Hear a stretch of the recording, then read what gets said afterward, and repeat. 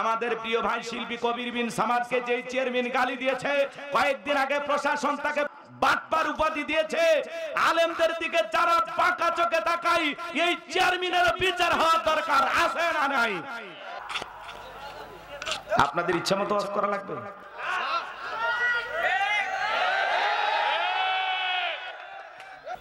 একটা ওয়াজের বিষয় নিয়ে তো আলোচনা করতেছি, বিষয় চেঞ্জ করতে হবে কেন? হ্যাঁ বলেন। এই যে আপনারা যে লিখলেন, এই যে আমি আলোচনা করতেছি, এই মুহূর্তে কি আলোচনা টপিক চেঞ্জ করা যায়? কোন কারণে বিরক্ত হয়েছেন, স্লিপ দিচ্ছেন কেন? হ্যাঁ আপনাদের ইচ্ছা মতো ওয়াজ করা লাগবে।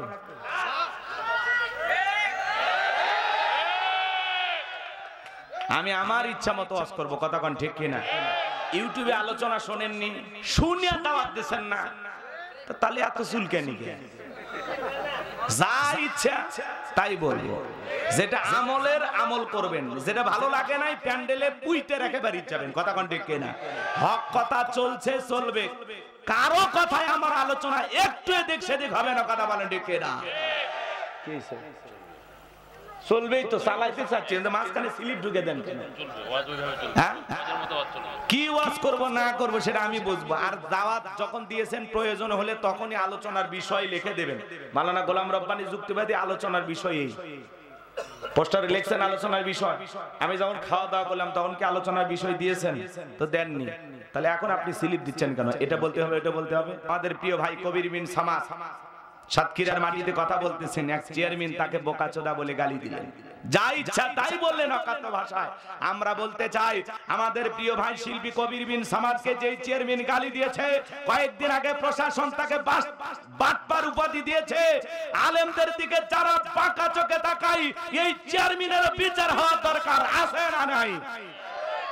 আমরা বলতে চাই, কবির বিন সামাদকে সাতক্ষীরার মাটিতে যে চেয়ারম্যান অপমান করেছে, সেই চেয়ারম্যানকে প্রশাসনের ভাইদেরকে বলবো অতি দ্রুত গ্রেফতার করে জেলখানায় পাঠাতে হবে। সাতক্ষীরার আলেম সমাজদেরকে আমরা ধন্যবাদ জানাই, তারা প্রতিবাদ করেছেন, মানববন্ধন করেছেন, কথা বলে ঠিক কিনা? আজও আলেমদেরকে যারা বাধা দেয়, কি বলেন, এদের জন্মের ঠিক নেই, কথা কর। কোরআনের হক কথা বলা যায় না, বাধা দেয়। কোরআন হাদিসের কথা বলে ওদের জলে চুলকায়, কষ্ট হয়। ইসলামের বিরুদ্ধে এই দেশে কত কিছু হয়, কেউ প্রতিবাদ করে না, কথা বলে না কেন? রাগ করেন নাকি আপনারা? ইসলামের বিরুদ্ধে কত কিছু হয় না, অন্যায় অপরাধ হয় না, অশ্লীল কাজ হয় না, সেখানে ওরা যায় না। আলেমেরা হক কথা বলে, ওরা বুঝতে পারে যে এই সমাজে আলেমেরা যেভাবে হক কথা বলতেছে, একবার যদি কোরআনের সমাজ প্রতিষ্ঠিত হয়, বোতল খাওয়া হবে না, কথা বলে না কেন? হোটেলে নিয়ে নারী নিয়ে ঘুমানো যাবে না, ওরা বুঝে ফেলেছে। নাইট ক্লাবের নর্তকীর নাচ আর দেখা হবে না, কারণ এই জমিনে যদি ইসলাম প্রতিষ্ঠিত হয়, তাহলে কোন ধরনের অন্যায় অপরাধ এই সমাজে চলতে দেয়া হবে না। মদের বার থাকবে, আড্ডাখানা থাকবে, থাকবে না। এদেশের সমস্ত পতিতালয়গুলো ভেঙে নারীদের যদি আমরা কর্মস্থানে ব্যবস্থা করে দিতে পারতাম, কথা বলে ঠিক কিনা? নারী সংস্কারের কিছু দাবি নিয়ে যে সমস্ত মা বোনেরা প্রধান উপদেষ্টার কাছে যা বলেছেন, নারীদেরকে যেন যৌন শ্রমিক বলা হয়, একটু জোরে কন্যা নাউজুবিল্লাহ। আমার মা, আমার বোন এই পরিচয় দিলে তার লজ্জা, কথা বলেন না কেন?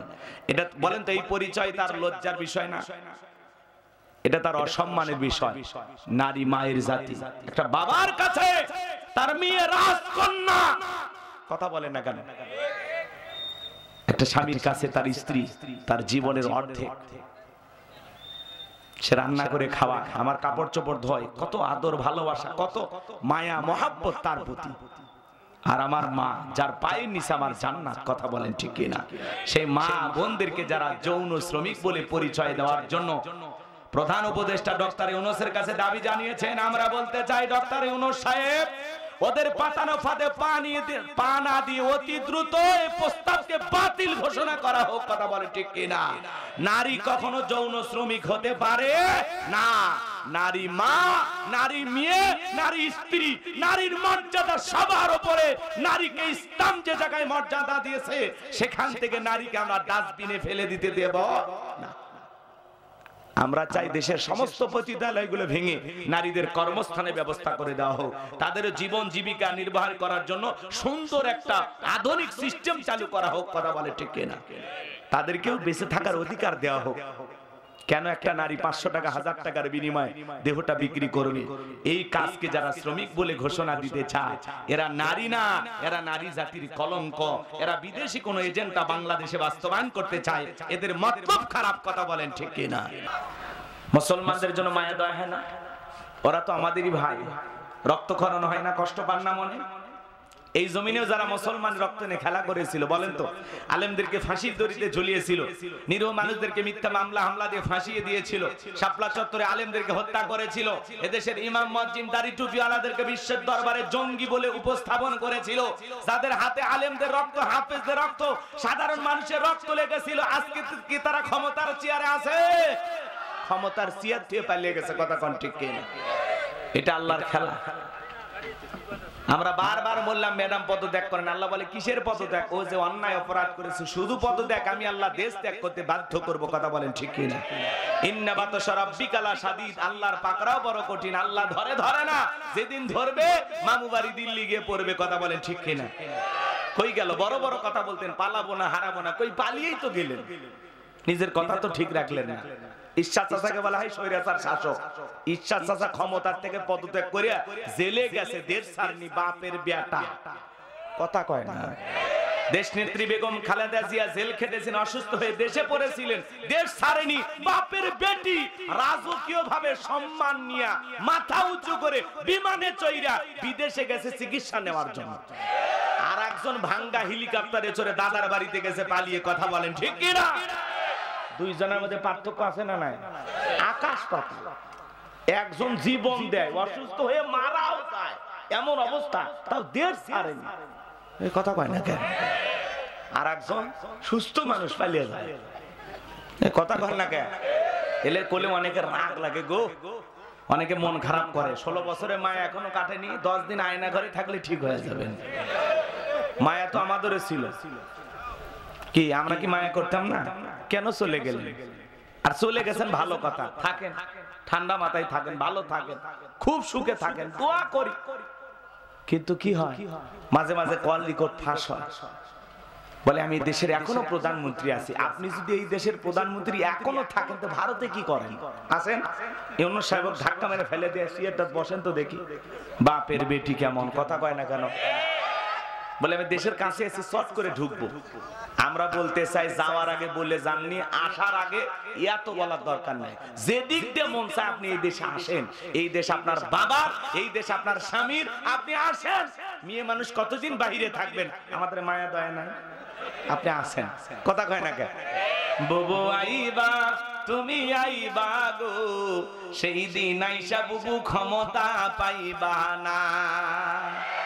খোঁজ নাই বুবু কাদের কাকার, অবস্থা খারাপ পরবেশ বাবার, হাউন আঙ্কেল এখন সামনেও আসে না। নেতা কর্মী সব জেলের ভিতর, আমি আসি ডরের ওপর, কখন জানি আসে গ্রেফতারি পরোয়ানা। বুবু আইবা তুমি আইবা গো, সেই দিন আইসা বুবু চিয়ার পাইবা না। ক্ষমতার চেয়ার থেকে নামা সহজ, কিন্তু ওই চেয়ারে ওঠা কঠিন। কথা বলে ঠিক কিনা? আগামীতে আমরা সিদ্ধান্ত নেব, আর যাই হোক এইরকম নারীকে এই দেশের প্রধানমন্ত্রী বানাবো না। কথা বলে ঠিক কিনা? কারা কারা যে হাত তুলে দেখান, লিল্লাহি তাকবীর। হাত নামা নারীদের দেখার দিন শেষ। আগামীতে পুরুষের বাংলাদেশ। যেই দল, এদিক খেয়াল করেন, যেই দলেরই হোক পুরুষ হবে আমাদের নেতা। কথা কর না কেন? পুরুষ হবে নেতা, পুরুষ। মেয়ে মানুষের রাগ বেশি, জেদ বেশি। দেখেন না স্বামীর সাথে ঝগড়া লেখা, হাড়ি পাতিল ভাঙ্গে স্বামী তুলে আসার মারে রাগ করে সংসার দিয়ে বাপের বাড়ি ভেঙে যায়। রাগ করে 20 কোটি জনগণ থুইয়া ক্ষমতার চেয়ার থুয়ে পালিয়ে গেছে।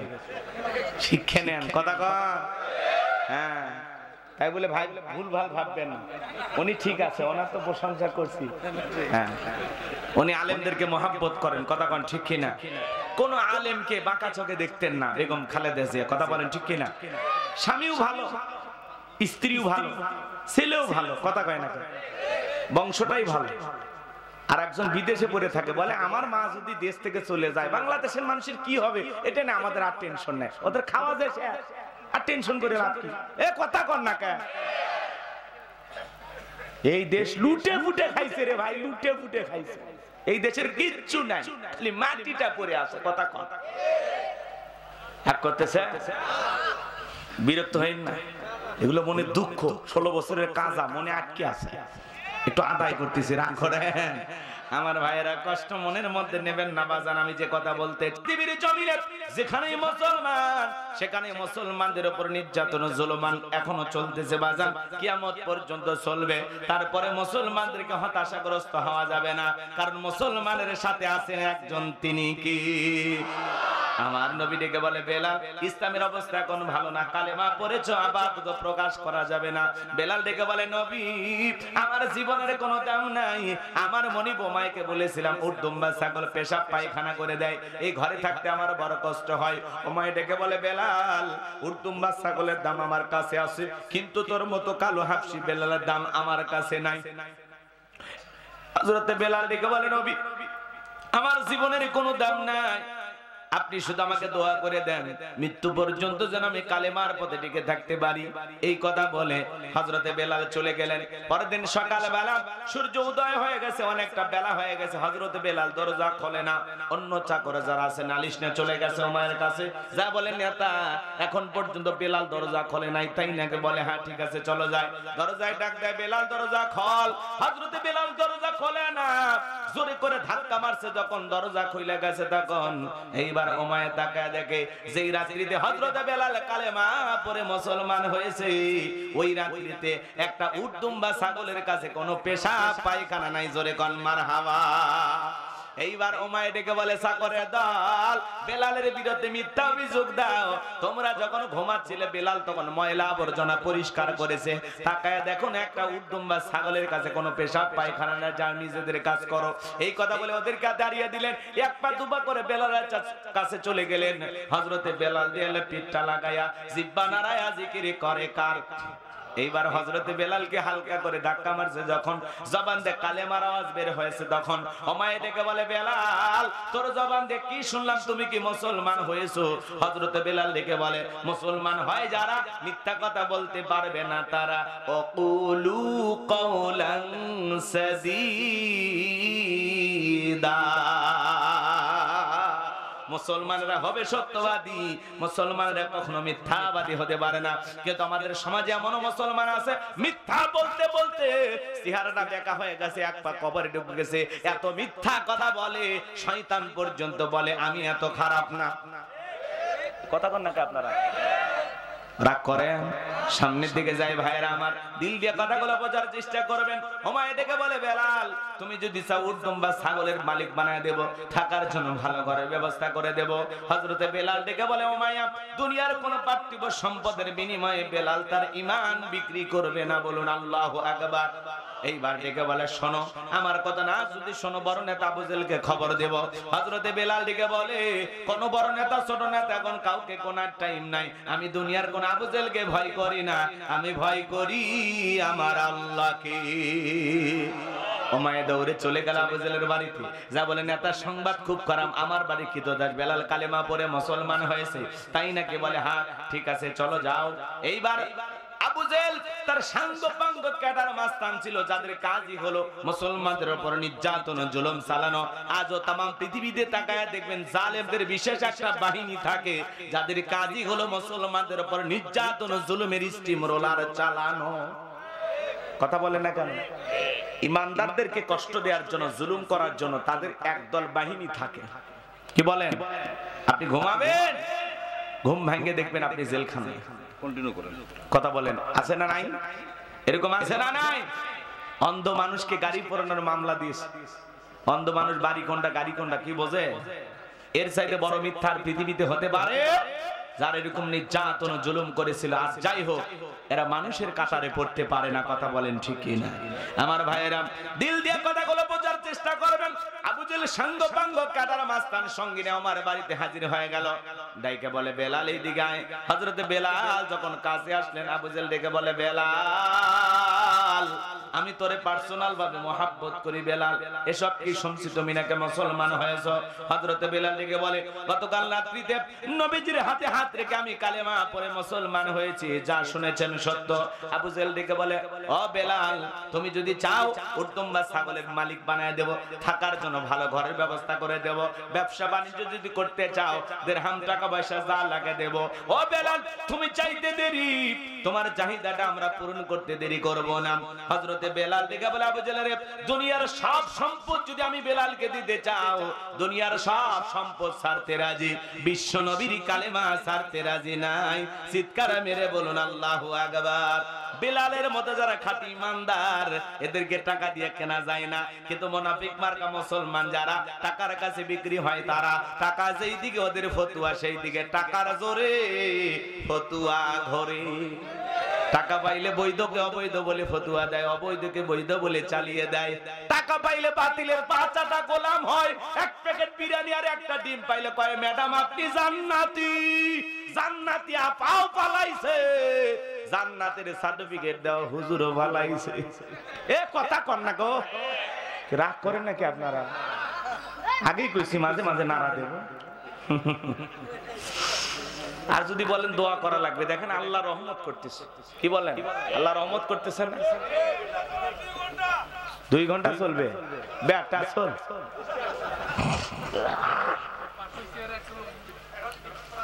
হ্যাঁ, এই পাশে একদম বসে। আমার ভাইয়েরা, দিল দিয়া কথাগুলো বোঝার চেষ্টা করবেন বাজার, মন খারাপ করবেন না। আমি গুনাহগার যে কথা বলতে চাই, গভীর মনোযোগ দিয়ে শুনেন। আবু জেহেল ডেকে বলে বেলাল, এত বড় লোভনীয় প্রস্তাব দিলাম, রাজি হইলা না। সোজা আঙ্গুলে ঘিউ নাই, আঙ্গুলে একটু বাঁকা করা লাগবে। এই কথা বলে যুবকদের লিলিও দিল, বেলালকে চাবুক দিয়ে পিটানো শুরু করো। হযরত বেলালকে চাবুক দিয়ে মারা শুরু করা হলো। ওরা যত জোরে চাবুক দিয়ে আঘাত করে, বেলাল তত জোরে কালেমা পড়ে। চাবুক দিয়ে পিটাইতে পিটাইতে কালো চামড়া গুলো ফেটে রক্ত ঝরা শুরু হয়ে গেল। ইসলামের প্রথম মুয়াজ্জিম হযরতে বেলাল। আবু জেহেল ডেকে বলে বেলাল, চাবুক দিয়ে পিটাইতে পিটাইতে কালো চামড়া গুলো ফেটে রক্ত ঝরতেছে রে বেলাল, তবুও কি নবী মুহাম্মাদের কালেমা ছাড়বি না? হযরতে বেলাল ডেকে বলে আবু জেহেল রে, মারতে মারতে যদি মেরেও ফেলে দাও, জীবনটা দিতে রাজি, নবীজির কালেমা ছাড়তে রাজি নাই। বলুন সুবহানাল্লাহ। এইবার আবু জেহেল ডেকে বলে এই যুবকের দল, বেলালের পায়ের রশি লাগাও, উঠের পায়ের সঙ্গে বাঁধো। হযরত বেলালের পায়ের রশি লাগাইয়া উঠের পায়ের সঙ্গে বেঁধে আরবের উত্তপ্ত গরম বালিতে ছেঁচড়ায় ছেঁচড়ায় না ঘোরা হলো। আরবের বালিগুলো এত গরম, চাল দিলে মুড়ি হয়ে যায়, এত উত্তপ্ত ফুটন্ত গরম বালি। বাবলা গাছের কাঁটাগুলো চিপ্পার ভিতরে পেরেকের মতো মারা গেলো। বিকেল বেলা নিয়ে এসে বলে বেলাল, চাবুক দিয়ে পিটানো হলো, পায়ের রশি লাগায় নিয়ে ঘুরলাম রে বেলাল, এত নির্যাতন জুলুম করা হলো, তবু কি নবী মুহাম্মাদের কালেমা ছাড়বি না? হযরতে বেলাল ডেকে বলে আবু জেহেল রে, বেলালের নিঃশ্বাস থাকবে যতদিন, বেলাল ইসলামের পথে টিকে থাকবে ততদিন। এইবার আবু জেহেল ডেকে বলে এ যুবকের দল, বিশাল বড় একটা পাথর নিয়ে আসো, কয়েকজন মিলা বেলালের বুকের উপরে চাপায়া দাও। তাই করা হলো। বড় একটা পাথর নিয়ে এসে হযরতে বেলালের বুকের উপরে চাপায়া দেওয়া হলো। কাফেররা মনে করলো পাথরের চাপার আঘাতে বেলাল মারা যাবে, এই কথা ভেবে আবু জেহেল রাত চলে গেল। হযরতে বেলালের বুকের উপর বিশাল বড় পাথর, রক্তাক্ত জিহ্বা, হাত বাঁধা পা বাঁধা, চোখের কোণা দিয়ে পানি ঝরতেছে, তারপরেও জিহ্বা নাড়াইয়া বেলাল জিকির করে কার। আপনাকে আমাকে জিকির করার জন্য কেউ মারে না, পেটে না, ধমক দেয় না, তবু আমরা কপাল পরে আল্লাহর জিকির করি না। হাদিস শরীফের ভিতরে আসছে বাজান, যার জিহ্বাটা আল্লাহর জিকিরে ভিজা থাকবে, আল্লাহর জিকিরে তরতাজা থাকবে, ওই জিহ্বাওয়ালা মানুষ কোনদিন জাহান্নামের আগুনে জ্বলবে না। বলুন সুবহানাল্লাহ। এইজন্য বাজার মাঠে কাজ করতে করতে জিকির করা যায়, ব্যবসা বাণিজ্য করতে করতে জিকির করা যায়, রিকশা ভ্যান চালাতে চালাতে জিকির করা যায়, রাস্তাতে হাঁটতে হাঁটতে জিকির করা যায়। জিকির করার জন্য আলাদা সময় লাগে না, আলাদা ওযু করে বসা লাগবে না, জবানটা সব সময় পবিত্র, আপনি সব সময় আল্লাহর জিকির করবেন। সুবহানাল্লাহ, আলহামদুলিল্লাহ, আল্লাহু আকবার, লা ইলাহা ইল্লাল্লাহ, সুবহানাল্লাহি বিহামদিহি, সুবহানাল্লাহিল আযীম। সব সময় আল্লাহকে স্মরণ করবেন। ফাযকুরুনি আযকুরুকুম ওয়াশকুরুলি ওয়ালা তাকফুরুন। বান্দারে, তোমরা আমি আল্লাহকে স্মরণ করো, আমি আল্লাহ তোমাদেরকে স্মরণ করব। কৃতজ্ঞতা প্রকাশ করো, কৃতজ্ঞ হয়ো না। তাহলে সব সময় জবানে আজ থেকে জিকির চালু রাখবো কা? উঠতে বসতে সব সময় আল্লাহর জিকির করবেন, মনে থাকবে তো মুসলমান।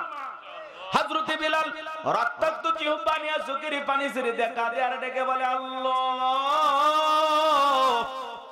তুমি তো সেই আল্লাহ ইব্রাহিমের জন্য যদি নমরুদের আগুনকে ফুলের বাগান বানায় দিতে পারো, ও আল্লাহ, তুমি কি পারো না বেলালের বুকের পাথরটাকে তোলার মতো নরম বানায় দিতে? হযরতে বেলাল দোয়া করতে দেরি, আসমানের মালিক আল্লাহ দোয়া কবুল করতে দেরি করে নাই। বেলালের বুকের পাথরটাকে আমার আল্লাহ তোলার মতো নরম বানিয়ে দিয়েছেন। বলুন সুবহানাল্লাহ। বেলাল হলেন আশিক রাসূল, নবীর পাগল। বেলালের নির্যাতন জুলুমের কথা যখন বিশ্ব নবীর কান পর্যন্ত পৌঁছে গেল, নবী আমার ডেকে বলা, বকর, বেলালের কষ্টের কথা আমার আর সহ্য হয় না, যাও যাও, তুমি বেলালের জন্য একটা কিছু করো। হযরত আবু বকর সিদ্দিক রাদিয়াল্লাহু তাআলা কয়েক গুণ দাম বেশি দিয়া গোলামীর জীবন থেকে হযরত বেলালকে আজাদ করলেন, মুক্ত করলেন। বলুন আল্লাহু আকবার। এই যখন ইসলামের অবস্থা, একদিকে সন্তান হারানোর ব্যথা, অন্যদিকে সাহাবায়ে কেরামদের উপর জুলুম, এই জন্য নবীজির মনটা ভীষণ খারাপ। নবীর যখন মন খারাপ, নবীকে সান্ত্বনা দেওয়ার দায়িত্ব কার? আমার আল্লাহ ডেকে বলে, জিবরাইল, আমার বন্ধুর মা নাই, বাবা নাই, আমি স্যার আমার বন্ধুর কেউ নাই রে জিবরাইল। আমার বন্ধুর মনটা হয়েছে ভারী, আমি আল্লাহ সইতে নাকি পারি। লাহু মাহফুজ থেকে সূরা কাউসার নিয়ে যায় আমার বন্ধুর উপরে নাজিল কর তাড়াতাড়ি। আল্লাহু আকবার।